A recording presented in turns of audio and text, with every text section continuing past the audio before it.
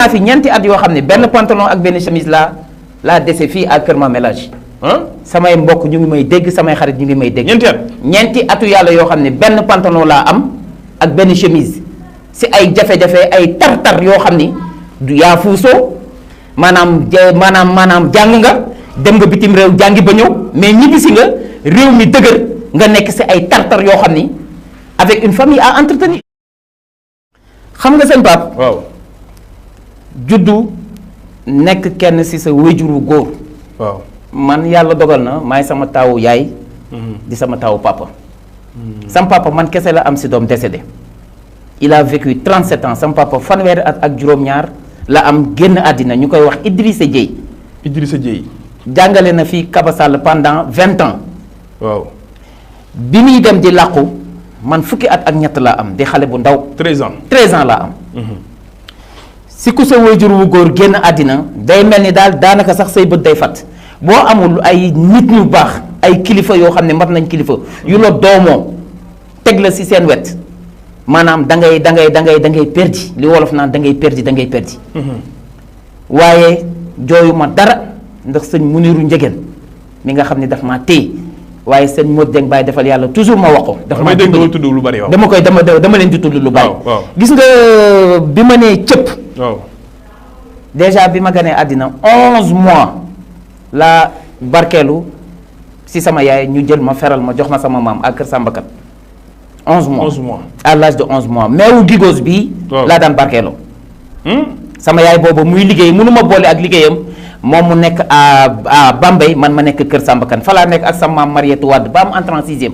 door a jógee kër Sambakan dem Bambey continuer sama cycle collège waaye diggante boobu yépp nekkuma ak sama ndey nekkuma ak sama baay. gisuma si kenn sama maam daal laa nekkal. yàlla nag nattu woon ma si laax. ci laax. waaw. su may xëy di jàngi daal mun ma na nga góorgóorlu bu baax Ablaye na nga góorgóorlu loo bëgg ma toggal la añ ma ne ko laax. waaye gis nga dëkk bi bu rang bi defee nii rang wàcc bi bu ñu defee nii en rang. maay ne sa kanam sama jàng nag musuma ko fooy. waaye sëñ Pape bi ma nee cëpp États-Unis xaw ma fa kenn. bi nga ne. bi ma nee cëpp États-Unis pour la première fois. xaw ma fa kenn. j'étais parti dans le cadre de ma thèse de doctorat xaw ma kenn Amérique.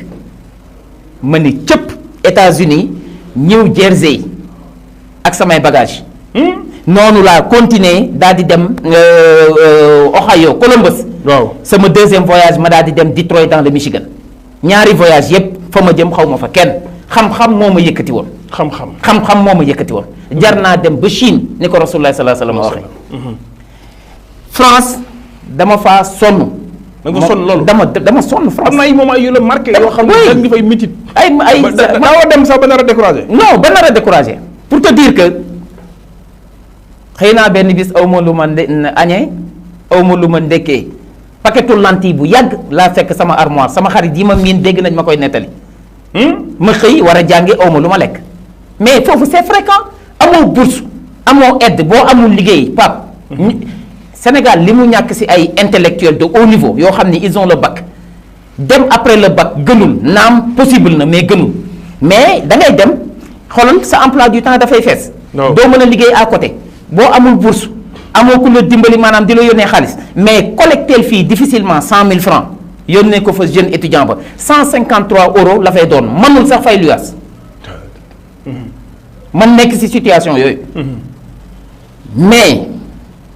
paquetu lentille boobu laa jël daal di koy baxal daal di koy kii fa ma doon liggéeyee noonu nga xam ni si minuit laay xëy ba 6 heures du matin 2 heures de temps lañ ma doon fay comme porteur de presse dans le 16e arrondissement de Paris là où vivent les milliardaires et les millionnaires de la France man maa yoreen seen livraison journal Le Figaro chaque guddi j'avais le code de tous les appartements yàlla mooy sama borom tiim na ma benn bi sëñ Pape la nuit man ak police ñoo daan fanaan ba bët set te xamuñu ne awma kayit njortu na rek nii kii di liggéey nii si guddi gi nii ben il doit être légal mais awma kayit mais am naa carte d'étudiant je suis légalement inscrit à l'université mais awma kayit parce que expliqué woon naa la dernière fois léegi bi ma ñëwee dugg si benn kër fekk fa benn waaye mu teg ma fetal mu teg ma fetal man dama demoon jàngi xam-xam di liggéey pour suturlu dimbali sama waajur di liggéey guddi dans le noir ni kapaj buntu appartement waa ji xam naa daf ma tegoon nitu guddi wala kuy dox wala genre yooyu teg ma fetal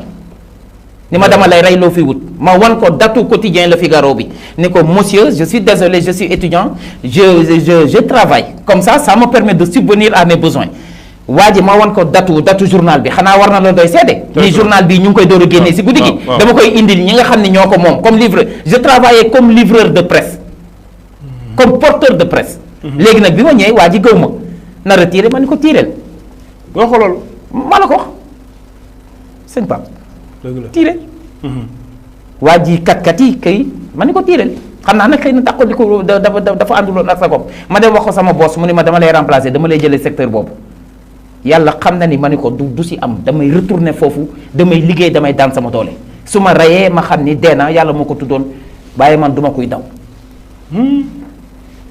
li may wax nii ñi ma xam-xam nañu du ma waxantu nii la demee bi maanaam souffrance yooyu du tàqalikoo ak yow da nga siy sant yàlla. mais li nga wax aussi nii bi ngay def sama thèse de doctorat da nga tëb miir. Cheikh Ablaye loolu lu mu demee. maanaam man aw may kayit.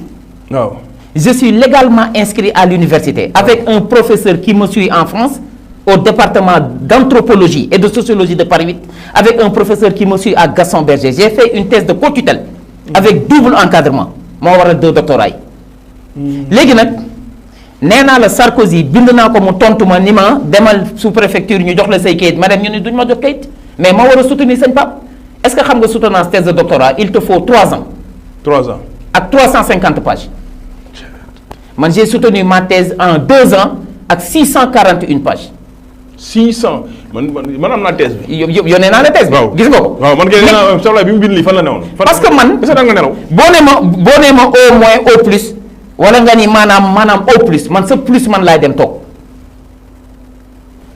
ci prix ka nga xam ni yor na setal la ndox di ko duy te feesul wala mu jëfandiku ko ba noppi te duyaatu ko. nit. war ngaa jombale sa bopp. jël setal la ndox wala lu mu mënti doon di wut ndox. di ko duy à moitié wala au 3/4 plein déggoo ma de dans la vie courante sax yow maanaam sa grandeur u ambition dafa war a déteindre ci say activité fa nga ak sa yéene ak sa rythme ak sa passif li ngay def daf saa war a feeñ maanaam tey jii man su ma jëlee seta la tiim ndaali nii di duy wala robinet bi man du ma duy seta la mukk au 3/4 wala mu des tuuti wallahi alazim yàlla mooy sama borom seta la su ma koy duy dama koy duy ba mu fees dell su ma ko utiliser ba noppi dama koy diyaat ba mu fees dell teg fa ndax nit dina ko soxlawaat sama ginnaaw li waral feesal bu njëkk bi mooy. su ma ko feesalul day mel ni man li ma bëgg matu. très clair day mel ni li nga bëgg matul. day mel ni li ma bëgg matu. te man toujours rek au le plus important ak le plus élevé moom ngay viser waaye boo ko duyee bi defali ko ba noppi. waa ji diyaat ko teg ko fa. nit dina ko soxla sa ginnaaw bu sa jëfandikoo yàlla bindal la tuyaaba donc nit war ngay bàyyi xel ñeneen ñi waaye war ngay yëkkati sa himma ak sa yitte ak sa passif maam Cheikh Ibra nee na farlu leen si yitte ndax yitte mooy yattu bunt Cheikh Ibrahima Fall Babul Mouridine loolu la wax farlu leen si yitte ndax yitte mooy yattu bunt mooy yattu bunt sa maam Alaaji Mouhamed Ndiéguène bu nit di yoggi yambare bëggul lu baax bëggul boppam fonkul boppam nee la lay teg du la tooñ du la wax safaan du la ko def mais du seq ak yow dara ndax bëggul ko yambare bëggul ko yox-yoxi maam alaaji te nag bu doon sax as lëf yaroo nañ ko ci keppaar dans la vie il faut se donner de grandes ambitions aux grands hommes les grandes ambitions aux petits les petites ambitions est-ce que xam nga ni impossible bi ñu topp nii. di ko tàccu impossible mënoo ne jëlal apostrophe bi dugal ko diggante i bi ak m bi ça te donne I am boo ko anglicisé. daf la jox I am possible. c'est très clair. impossible boo ko bindee en lettre capitale nii. IMPO2SIBLE. nga dugal apostrophe bi entre i bi ak m bi. boo ko anglicisé daf la jox I am possible. même l'impossible te dit qu'il est possible. En développement personnel l'impossible n'existe pas. waaw parce que tey moom tey parce que dama wax ci Ablaye léegi moom dañuy fas yéene jotaay bu ñu am dañuy jël benn faj parce que keroog dafa am yu bëri yu ñu jël te amuñu woon temps bi mais cette fois-ci tey ci développement personnel la ñuy wax développement personnel Cheikh Ablaye mais balaa ñuy dugg ci loolu. très bien bala ñuy dugg si loolu. waaw toog naa fi ñeenti at yoo xam ne benn pantalon ak benn chemise laa dese fii à Kër Mamélage. samay mbokk ñu ngi may dégg samay xarit ñu ngi may dégg. ñeenti atu yàlla yoo xam ne benn pantalon laa am ak benn chemise si ay jafe-jafe ay tar-tar yoo xam ni du yaa fuusoo maanaam jàng nga dem nga bitim réew jàngi ba ñëw mais ñibbisi nga réew mi dëgër nga nekk si ay tar-tar yoo xam ni avec une famille à entretenir. bi nga jógee France bi ma jógee France. ñëw benn tubay def naa ENA niveau A ba entretien avec le jury ñu téye ma jamono yooyu la woon 4 ans yoo xam ne benn tubay ak benn pantalon laa am boo ma gisee da nga may yërëm am na sax ñu foogoon ñu doon wax leneen mais ils n'ont rien compris. lan moo nekkoon sa force. lan moo nekkoon sama force mooy wallahi dama daan diisoo ak suñu borom nee naa la jumaay Kër Mamélage yi wéet naa fa ba tay laaj ko Pa Diallo moom ñeenti at yoo xam ni boo jumaaje boo ñëwee gis nga bu ñu daan julli it damay bàyyi ba ñu kàbbar ma dem fa rang bi yam fa lay lal sama sijaada toog ndax du ma am yére yu ma sol góor gu naan Pa Alaaji Gool Njegeen njabootam ñu ngi may dégg fekk na ma fa buntu kër sëñ Bay di aan ni ma Ablaye looy def fii fekk moom si dëddu àddina woyof buggul mbooloo buggul fës foofu la daan lal fii maanaam day bàyyi ba ñu kàbbar mu ñëw fekk fii rang bi yam fa lay kàbbar mu ñëw fekk ma fa ma nit loolu laa doon wut ñu kàbbar nga xam ne le strict nécessaire laay fekk ñibbi am yoonu julli ndax au moins lu ma sol pantalon ak chemise laa julli jee jour boobu tabaski xaw ma korité paa bi fekk ma fa di jooy nii soo ma ko waxoon ma jox la loo sol mais loolu lépp sëñ Pape dama see sant suñu borom yàlla moo am ndax boo jàngee ba noppi à l'université yàlla daf lay dugal beneen université pour nattal la kaay ma nattu la mooy kaay ma nattal la. xanaa mooy l'université de la vie. l'université de la vie et ça passe par les épreuves moo tax mën nga ko tuddee l'université des épreuves tubaab naan ko la traversée du désert. ci noonu ñàkk nga fi sa doom. ñàkk naa fi sama doom. bu ci ay conditions yu doy waar. ba tey ci ba fii may wax ak yow nii. ba tey ci jafe-jafe tartar yi. ay tartar nga ñàkk sa doom. ma ñàkk sama doom si conditions yi doy waar muy sama taaw ma tudde woon ko yonent bi sallallahu alayhi wa sallam muy Mouhamadul Amin Abdoulaye Dieye dans des conditions extrêmement difficiles. nan nga ko dundee. am kilifa sax moo tax sax affaire bi yam fii am kilifa waaye doy na kéemaan waaye akama see sant yàlla ndax munoo étudiants yi dégg nouvelle bi ñëw. professeurs yi dégg nouvelle bi ñëw ngay un professeur de développement personnel ngay un professeur de psychologie ngay un universitaire enterrement ba say étudiant wër la ngay salit di rouler dans la boue di jooy di tàqalikoo ak sa sabo dañ naan kii lan ñu daan jàngal classe mais lii firiwul lool ma doyloo suñu borom muñ damaa muñ da nga amul pexe wala da nga muñ. non damaa muñ parce que sëñ Pape. waaw kenn du fekk nit mu toog ak gileem gu nu méchoui ñu naan ko muñal dañ lay fekk si lu tar lu diis lu wex xat doo xam noo koy def su boobaa fa la muñ di amee solo waaye yow mii ñu yekkal la fii méchoui bu baax ñu naan la sëñ Pape muñal looy muñ foo ko dégg rek nit ki mu ngi bëgg dee waaye aka am salaire moom muñ parce que yàlla nee na maa ngi ànd ak way muñ yi maa ngi ànd ak ñii muñ man yàlla suñu borom maa ngi ànd ak way muñ yi wasbir kama sabara ulul azm min ar-rusul mu ngi noonu loolu la yàlla wax yonent bi de maa la ko wax inna allaha ma'a sabirin tamit jeex na takk mais boo amee sëriñ nii maanaam faaw fa mu jaar am jeexital ci sa dund te ñun suñu mag ñi ñëpp ils ont mené une vie de résistance maanaam àddina faaw nga xam ni yoon wi ce n'est pas le chemin qui est difficile, c'est le difficile en tant que tel qui est le chemin. Le président Abdou Diouf il aime beaucoup cette citation. Mënoo ko interviewé mon président Abdou Diouf seen pap nee na bëgg na loolu ci mënoo ko interviewé. waaw ba interview bi jeex man maa la ko wax. waaw te neewu la kii que God a dit ce n'est pas le chemin qui est difficile mais c'est le difficile en tant que tel qui est le chemin. faram fàcce ko. maanaam yoon wi mettiwul jafewul metti ak jafe-jafe mooy yoon wi loolu la kii ka gaat wax loolu ëlëm xelu Abdou Diouf ba mënoo ko interviewé te waxu la loolu. te yoon woowu ni mu jafee lan nga war a mel pour mën a jàll ci yoon wu jafe boobu. dama daan waxtaan ak suñu borom en méditation naan ko man nga lépp ba mu des toroxal sa jàmm.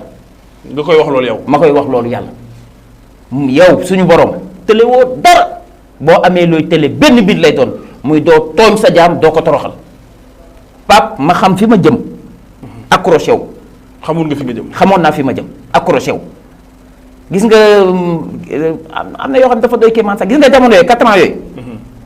mais am na si boo xamante ne si la maam Abdou Aziz Dabakh wàcc gis nga bi maam Abdou wàccee. waaw musuma woon dem Tivaouane wàcc nii en chair et en os dama daan romb rek dem UGB dem jàngi man nag ay kilifay politique yi ngay dégg ñu bari ñoo nekkoon woon à l'université Gaston Berger du ma lim su ma limoon nga sëñ bi nga taf sa kii ñoo dëkkoon am na ñoo xam ne sax maa leen jàngal karaté. du ma tudd. yàlla sedd na ko. mais bi maam Abdou Aziz Dabakh wàccee man laa mës a teg sama tànk Tivaouane def naa fa 3 jours. ñetti fanu yàlla. ci dem bi nga fa dem noonu. dem bi ma fa dem noonu jaale ji de def naa fa 3 jours yàlla mooy sama borom.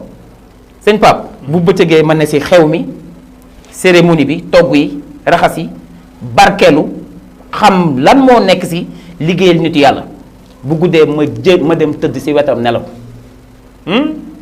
pendant 3 jours te loolu lépp jamonoy jafe-jafe yooyu la ma fekk. ci jamonoy jafe-jafe ci jamonoy jafe-jafe yooyu. sëñ Pape nee naa la ce n'est pas parce que les choses sont difficiles que nous n'osons pas c'est parce que nous n'osons pas que les choses sont difficiles. c'est wallahi dëgg la. waaw sortir de ta zone de confort. C'est ce dont on a besoin. Parce que ñu bari dañuy ragal a oser ragal a nekk lu tax ñuy ragal aussi mooy dañuy jàpp ne peut-être lii dafa difficile du ma ko réussir ak yooyu aussi. sëriñ bi waaw le développement personnel. waaw le développement personnel xam nga day doon benn science boo xam ni mu ngi ci biir psychologie. Le développement personnel appartient à la psychologie, est une entité disciplinaire de la psychologie. Et la psychologie est une science qui appartient à la catégorie des sciences humaines et sociales. xam nga 2 catégories de sciences ñoo am. Les sciences exactes dites rationnelles dites pures dites dures exemple maths physique chimie PC SVT etc. Astronomie etc. Il y a une autre catégorie de sciences qu'on appelle les sciences humaines et sociales. Elles sont apparues suite à la révolution industrielle en Occident, suite à un chaos social généralisé causé par cette révolution industrielle dans ses effets pervers et collatéraux. Il fallait l'émergence d'une nouvelle forme de science capable de prendre en charge les problématiques humaines et sociales. C'est en ce moment-là que les sciences humaines et sociales sont nées. Exemple, psychologie, anthropologie, sociologie, économie. L'économie n'est pas une science exacte. C'est une science sociale et humaine. Parce que dans la vie, c'est la comptabilité et la statistique qui sont des sciences exactes. Mais l'économie est une science humaine. Donc, c'est dans cette psychologie-là qu'est logé le développement personnel. C'est-à-dire, il y a un fort potentiel humain, intarissable, inconnu, inexploité, qui dort en l'homme et qu'il faut réveiller, qu'il faut éveiller. Et c'est ça la finalité du développement personnel. La médiétique socratique, l'art de faire accoucher les esprits. Tout à fait. Mais Cheikh Ablaye nan nga koy réveiller. xam nga loolu nga ni kon nit ku nekk am na lu ne ci yow nga xam ko nga ñàkk ko xam. nit ku amul njariñ amul nit ku amul solo amul nit mooy réere boppam te xam-xam yépp xam-xam bi ci foor gën see kawe mooy xam sa bopp ndax boo xamee sa bopp di nga xam li nga mën li nga mënul li la war li la warul li nga war a ñemee def ak li nga war a jomb loolu xam sa bopp moo la koy may. Est-ce que xam nga ni nit ni nga war a toogee nii sëñ bi dangaa war a toog yow kese ci sa ruq di jàng sa bopp. toog yow kese ci sa ruq. sama wasila nee na ma nit dañ koy jàng comme ni ñuy jàngee darsu xam-xam noonu la ñuy jàngi nit waaye jàng bi gën a fort. waaw mooy jàng sa bopp. Pape il faut s'auto-éduquer s'auto-écouter. s'auto-écouter. déglu sa bopp. déglu sa bopp. mais boo déglu sa bopp lu mu lay wax. Est-ce que xam nga ni boo toogee nii si je parle aux étudiants il faut prendre le temps de s'auto-écouter et de s'auto-connaître parce que dans la vie toute génération a une mission soit à accomplir soit à trahir et chers étudiants chers jeunes sénégalais ne soyez pas de ceux qui vont trahir leur mission mais soyez de ceux qui vont accomplir leur mission et le développement de ce pays nous incombe à nous tous. Il faut que chacun y mette du sien pour que le Sénégal se redresse. C'est comme une vache à terre.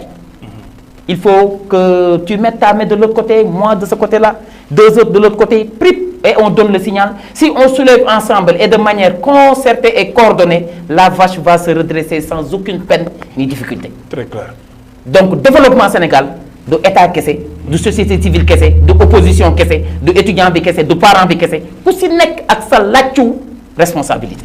nan ngay dégloo sa bopp. nan ngay dégloo sa bopp la méditation moo lay permettre nga connaître sa bopp. Le prophète de l'islam a dit en chaque musulman dort un sixième sens. Prenez le temps d'écouter ce sixième sens là et de l'éveiller. sallallahu alayhi wa sallam. Sallallahu alayhi wa sallam. Le prophète. Est-ce que xam nga ni lorsque tu dois choisir sëñ Pape question de développement personnel. Lorsque tu dois choisir deux choses la chose qui t'attire le plus qui plaît plus à ton âme charnelle c'est pas le bon choix c'est pas la bonne chose à prendre. Ah bon. maa la ko wax la ngay ragal di ko daw ñemewoo ko loolu mooy li gën ci yow. la ngay ragal di ko daw. la ngay ragal di ko daw. maanaam ñaari mbir boo ci waroon tànn tey. bii neex la intéressé la attiré la bële ñemewoo ko quoi amoo courage. pour dem jël ko. booba noonu c'est le bon choix parce que seytaane li gën ci yow daf la koy ragalloo. est-ce que dëgg la de. daf la koy ragalloo daf la koy dawloo daf la koy diisal ba yow doo ko ñemee gàlloo. nga jàpp ni lii mënuma ko réaliser. nga jàpp ni lii mënuma ko réaliser. nee naa la les Anglais disent que la seule limite reste le ciel et personne ne l'a encore touché. Allahu akbar. Dans la vie, il faut en permanence, dans le développement personnel, il faut en permanence se remettre en question. C'est-à-dire se poser des questions. Moi, écoute de soi. La personne doit se remettre en question. Qu'est-ce que cela veut dire se remettre en question? La personne doit se poser des questions. Question yooyu.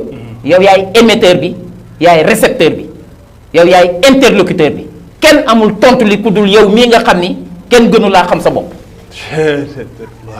wallahi dëgg la c'est très clair. te dans la méditation da ngay dégonfler boo toogee nii yow kese dara perturbé wu la dara dérangé wu la sëñ Pape boo ko yëgee ak boo ko yëgul yépp yaa ngi dégonfler da ngay toog ba si yàgg beneen air nouveau beneen souffle moo lay dugg nga beesaat taq si himma ak iradatu ak pas-pas ak pastef sëñ Pape ku la raw daf laa ëpp pastef ku la raw daf laa ëpp yitte ku la raw daf laa ëpp détermination.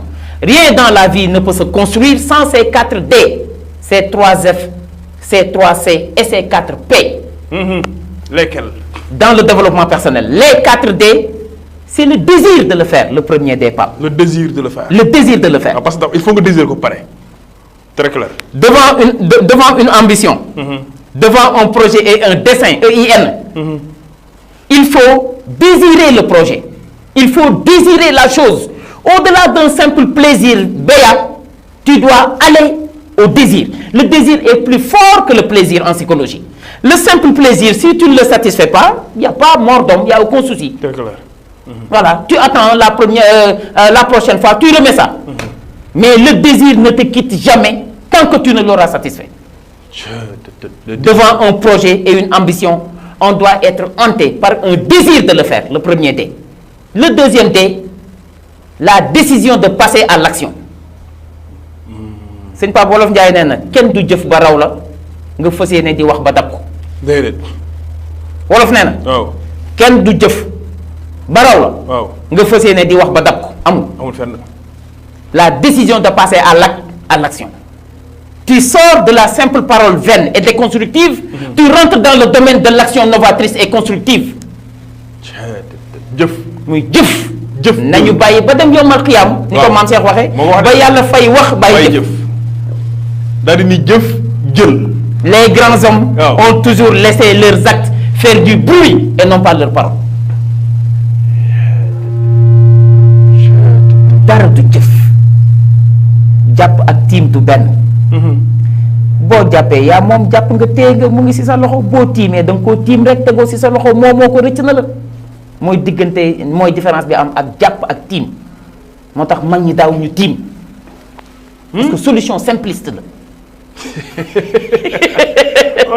solution simpliste. solution simpliste la. troisième des sëñ Pape. la détermination. détermination.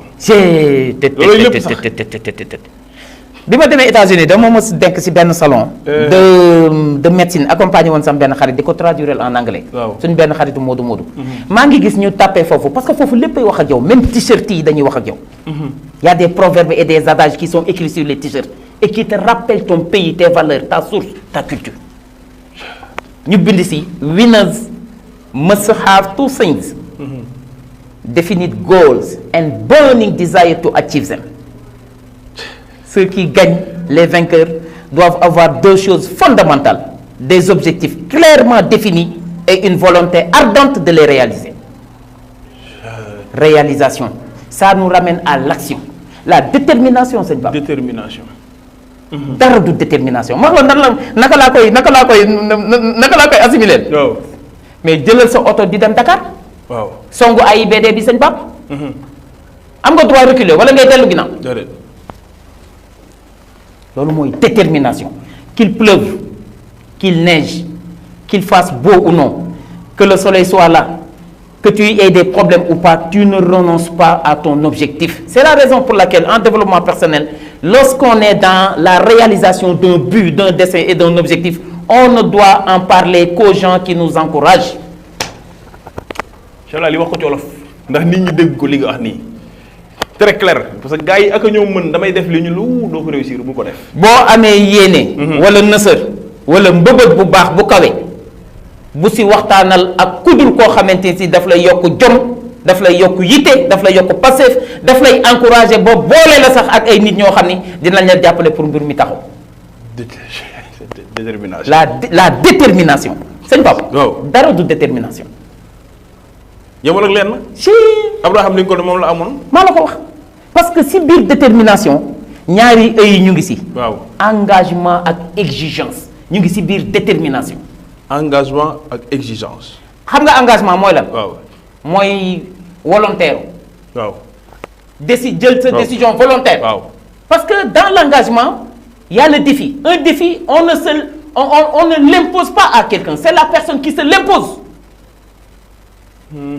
comme nga ni man damaa jàpp bokk ci famille boo xam ni dañoo néew doole fas naa yéene fii ba ilal abat man dinaa liggéey am alal joo xam ni maa leen di yoral seen lépp kenn dootu ci torox kenn forcé wu la ko mais yow da ngaa xam ni loolu yaa ko angu li xale yi naan angu c'est ça la détermination man c'est un mot et dans la détermination il y a les deux E, il y a l'engagement, il y a l'exigence. L'exigence. xam nga Pape exigence mooy lan. waaw. ay Pape du ma Wave waaw Pape du ma Orange Money. relation yu bëri jeex nañu takk nañu. ndax diw am na xaalis du ma dimbali. diw du ma jox dara. mais loolu ngay exiger nit ki exiger ko sa bopp. nan nga ko exiger sa bopp. mooy l'indépendance, la liberté et la discrétion. te jom sëñ Pape. xam nga lu waral fas jom. waaw. da ngay romb fas ci kaw tali bi. question de développement personnel. mag ña seen maqaama yu mag ya les grands hommes ay Cheikh Anta Diop. ay maître Abdoulaye Wade nii yaa ngi dégg président yu ba maanaam li ñu jot a réaliser. li leen ko may mooy de grandes ambitions. Aux grands hommes les grandes ambitions, aux petits hommes les petites ambitions. Les grands hommes se soucient d'éthique, les petits hommes se soucient d'étiquette. très clair. waaye sëñ Pape. wax la lu war a fas jom. waaw. naaj bi day tàng jër wallahi amaanaam sax fer ba ñu defoon ci tànk bi dañ na wala ret na ba jeex takk te boroom yóbbu ko fas bi. moom fas bi waaw.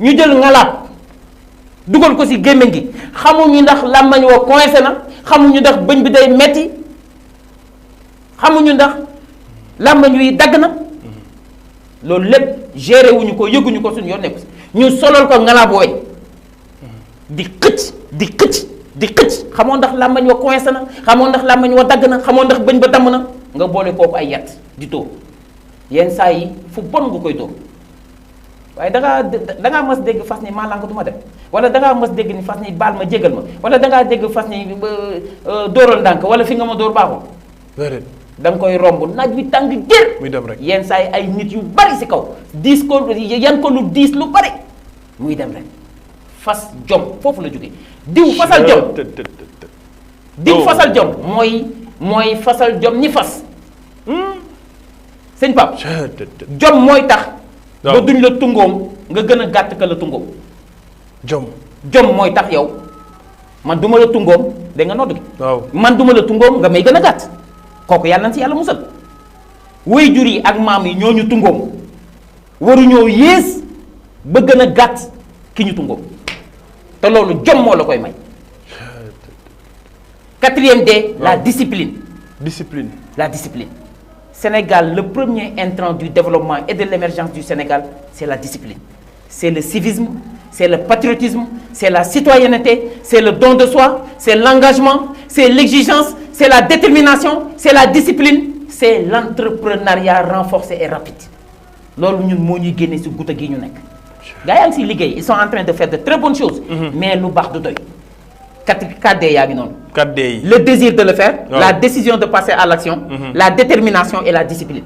Mais c'est la discipline qui a fabriqué et construit le développement et l'émergence des pays asiatiques.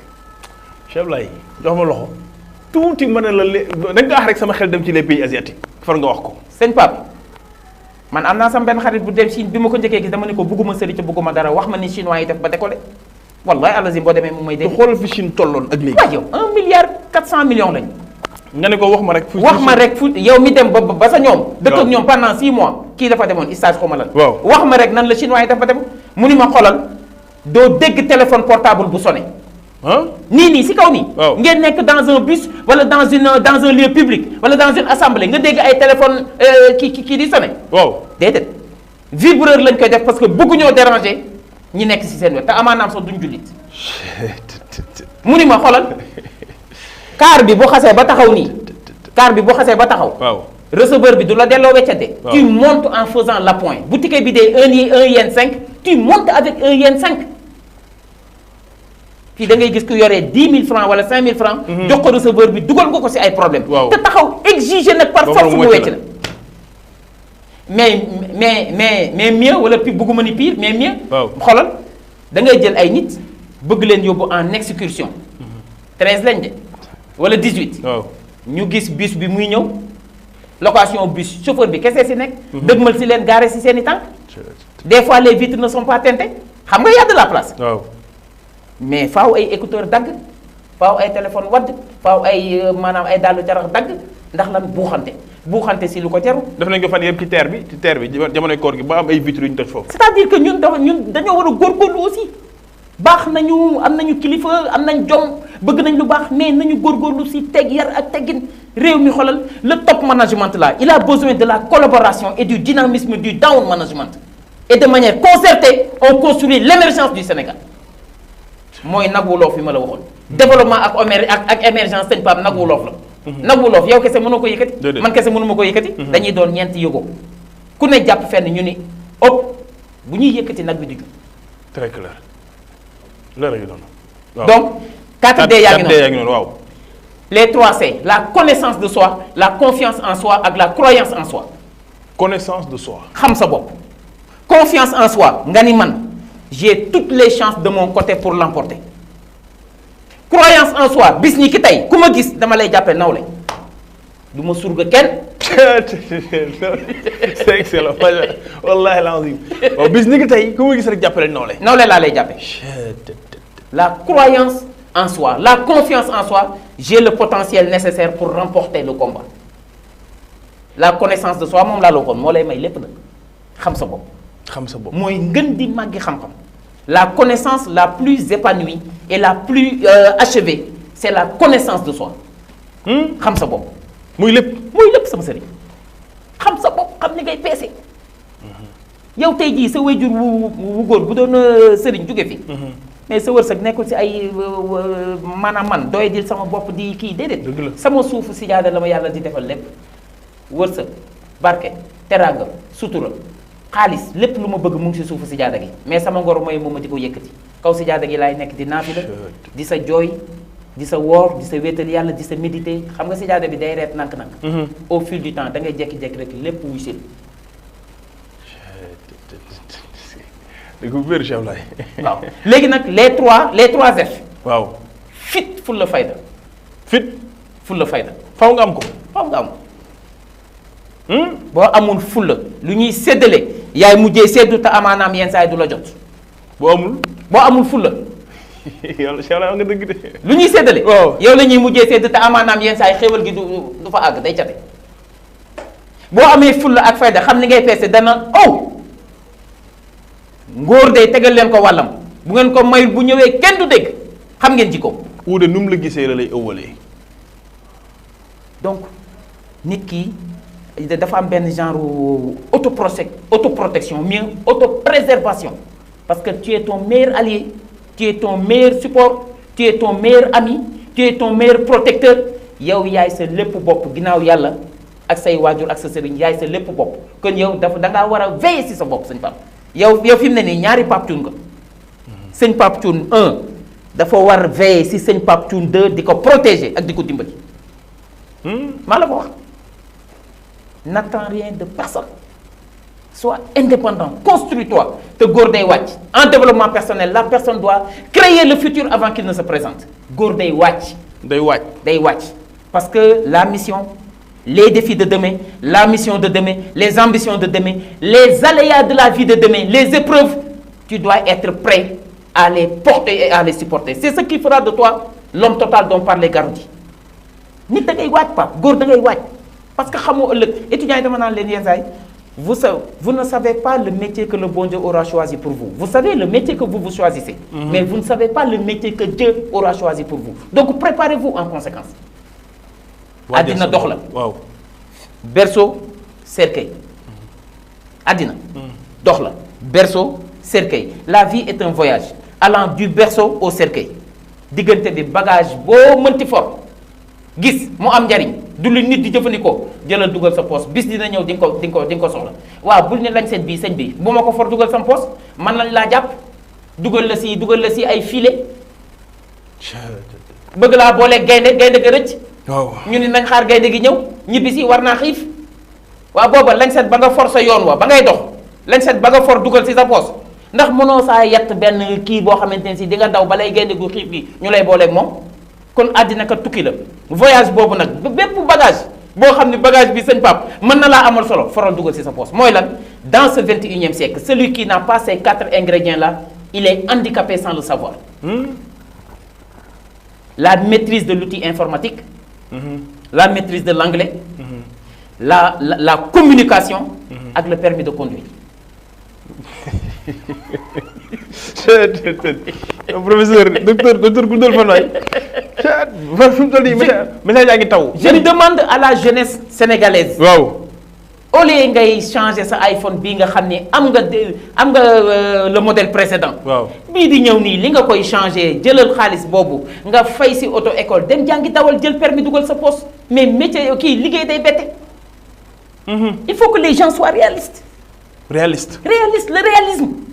le réalisme sëñ Pape te ba noppi wax naa la les 3F. waaw fit fulla fayda. fit moom boo ko amul wax naa la ko émission précédente fit moom Pape ku ko amul. waaw gasal sa bàmmeel dem dugg sa xaar yàlla.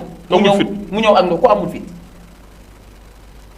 mais nit da ngay am fit sëñ Pape boo bëggee jot si sa wàll da ngay am fit ak mu ma neex lu mu fit. maa la ko wax en développement personnel moom la ñuy wax l'audace Barack Obama livre bi mu bind nu mu ko tuddee. l'audace d'espérer. The audacity of hope. l'audace d'espérer. noonu la ko tuddee de. mais audace sëñ Pape muy lépp. yow tey jii nii boo jëlee sa doom bu jigéen may ko amul fit yaa ko sànq yaa ko sacrifié. borom kër da ngay protéger say doom protéger say soxna. lu jugee sa àll ba nar a dal seen kaw na njëkk a waafal mu njëkk a dal si sa kaw ba noppi. kilifa ngoo. kilifa ma wax la kilifa nu ma la koy métaphoriser sëñ Pape. waaw. le tronc d'arbre avec les branches et les fruits les feuilles. waaw. doom yi ñooy xob yi doom yi ñooy xobu garab bi. soxna yi ñooy branche yi. yow yaay tronc d'arbre bi. waaye ñoom war nañoo jaayu ngelaw ñëw ñuy jaayu mooy ñuy déconner. di mer di perturber. yow nga ni da nga leen di topp ci seen jikko ak seen baaxu maam yow en tant que tronc d'arbre bi mooy maanaam yaxu garab gi. j'espère que ñi ñuy déglu. dañu xam nañ ko tronc d'arbre. mais man kilifa gi dama war di jëlale di jéggale di muñ Des fois, je sais ce qui se passe dans la maison, mais je fais semblant de l'ignorer tout en tenant compte dans mes actions de tous les jours. su ma jëfee rek ñu xam ni xamoon naa lépp waaye damaa wax ku miin sa wax yàpp la kon bu garab yi bu maanaam branche yi ak jaajëf xool ndeysaan Cheikh Hadji Malick bi ñu Maodo bi ñu ñëwee ni ko kër yëpp lay yëngu te yow sa kër du yëngu lu ko waral mu ni kër yi yëpp di yëngu woon na sama kër di yëngu waaye damaa def ñaar mooy noppi ci lu ma waroon a mën a faj waaw noppi ci lu ma waroon a mën a faj mooy li nga wax sànq ak joxe ci lu ma waroon a mën a gàntu nee na loolu laa def moo sama kër yëngu kenn du moom Seydi Hadji Malick ak a baax yàlla nañ ko yàlla fay min waay moo ko suñu mag ñu baax ni Sëñ Tuubaa nee na kaay ma wax leen ni ngeen di denc soxna laataa ngeen di samp kër waaw na ngeen leen mënal waaw muñal leen waaw di jéggale tey jëlale mënal muñal jëlale jéggale mais yow koo sutul mënoo ko may kër sa soxna buy maanaam sa soxna boo wàccee sa bopp ba yam ak moom comportement waaw mais sëñ bi koo mënta muñ ay ayibam matoo ko kilifa nga ni sëñ Pape waaw en développement personnel waaw si tu n'as pas le sens du dépassement, l'empathie, la philanthropie, la solidarité, un cœur pur et net, javelisé. Javelisé.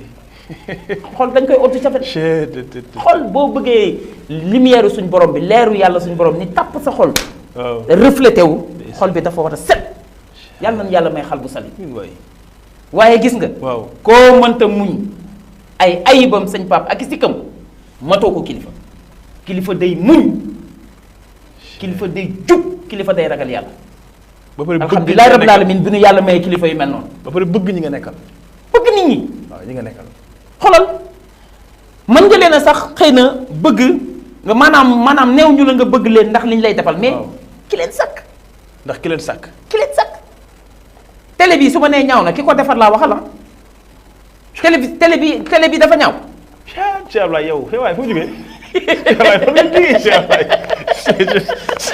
télé bi Pape waa nga dëgg de télé bi su ma nee ak a ñaaw waaw société bi defar télé bi laa waxal kon su ma attaqué nit ndax melokaanam waaye waxuma ko waay allahu akbar yàlla ma ko sàkk laa amal affaire te nag jàll jalaaloo ak a mën a xeex xeex rek lay def yàlla boxeur bu garaaw waxi dégg la laaj waaw dëgg la suñ borom waaw mooy borom kattan gi dara mënta dékku te nga xeeb nit ndax na mu mel waaw la mu sol la muy def melokaanu zaayiram nga xeeb ko loolu kenn du ci xam nit mais bindal ma xeeb Pape noo koy bindee XEPE non XEPE waaw yàlla day wëlbati baat bi def ko pexe allahu en développement personnel on ne doit jamais sous-estimer une créature divine par sa couleur de peau son odorat xam yaa ngi dégg son apparence extérieure wala li muy def yow jàppal ni tu as affaire à un être humain, à une créature divine qui compte beaucoup aux yeux de son Seigneur suprême. wala xam ne karam naa bani Aadama. maa la ko wax mais xoolal boo ko xeebee bind nga XEP koo xeeb yàlla wëlbati baat bi def ko pexe XEP boo ko bindee boo ko wëlbatee baat lu mu lay jox du pexe la lay jox. yàlla day roof kooku ay pexe muy man loo mënul di def loo deful di dem foo demul di lijjanti loo mënta lijjanti di àgg foo àggul su ko defee da ngay misère di jeex ba mari day tànn. les qualités d'un leader mais Cheikh Ablaye li nga ma wax nii yëpp sama xel mi ngi dem ci yonent bi laqad jaakum rasulun min anfusikum kenn du kooku azizun alayhi ma anittum harisun alaykum bil mu'minina raufur rahim mais lu yéeme la cofeel googu moom ci saxaaba yi bëggeel googu ba sax yàlla ni ko law kunta fazzan ghalizan qalban lan faddu min hawlik si tu étais quelqu'un au cœur dur kon il se serait détourné de toi. mais saxaaba yi ñoo tax ma gëm ni aux âmes bien nées la valeur n'attend point le nombre des années. c'est les compagnons du prophète qui m'ont fait croire cette citation maanaam nit at yi amul solo parce que gis nañ fi lu ne ba tey mais pas-pas bi ak himma bi ak iradatu bi ak passif bi moo am solo mais le prophète sallallahu alayhi wa sallam envoyé en guerre comme généraux des jeunes de 22 23 24 25 très clair il en faisait des commandants de guerre ay 18 ans ay 18 ans et cetera mais sëñ bi léegi 18 ans mar détali mais nit da ngay fonk sa bopp cër yu mag yi bul ko jombale sa bopp cër yu mag yi. cër yu mag yi bul ko jombale sa bopp. mooy kenn du xeeb sa bopp. kenn du xeeb sa bopp yàlla moo koy joxe te Cheikh na Ahmed Tidiane Chérif. waaw. bi muy tarbiyu boppam. waaw. di xeex contre lépp luy xeetu iñaan. soo bu masaan gis ko am dara danaan yow yàlla suñu borom maa ngi lay ñaan yàlla na nga ko fulal te barkeelal ko. pour xeex iñaan. pour xeex iñaan moom Cheikh na Ahmed Tidiane Chérif radiyallahu taala anhu. mais nit la personne en développement personnel la personne doit s'auto-éduquer et s'auto-responsabiliser. Pape nee naa la àddina du berceau au cercueil nooflaay amu fi sa maam da daan wax naan ki fi gën a sonn si àddina mooy ki fiy xaar nooflaay wala mu fiy xaar bànneex nee na kooku moo gën a sonn ñépp. nooflaay amu fi de. nooflaay amu fi sëñ Pape. yàlla sëñ Cheikh nee na yàlla ci mashaq lañ bind waaye binduñu ci raaxa. wala xat karam na kii. insaan fi kabat fi kab loolu laa doon seet. kabat jooju sëñ bi moo ñu rey. mais sëñ Cheikh Ablaye li ma bëgg ñu jeexal l'école sëñ dese bariwul. dese nañu juróomi minute. dama bëgg nag parce que leader yi ñu déglu fi mu toll nii. nga ñëwul ñu ci les qualités d'un leader. boo ko gisee ci yow nga xam ni kon moom nga. bu fekkee parce que koo gis rek dafa bëgg a nekk leader. bu fekkee nekkul ci yow itam nga jéem a fexe nu mu nekkee ci yow les qualités d'un leader boo ci doon dëkkal. xam nga les qualités d'un leader. waaw boo xoolee si 3 F yi. waaw ak 3 C yi. waaw ak 4 D yi moom laa la doon résumer foofu. waaw waaye dinaa si jaaraat. waaw. Un leader il doit être empathique et philanthrope en français après dinaa si ñëw si wolof. un leader. Il doit être empathique et philanthrope.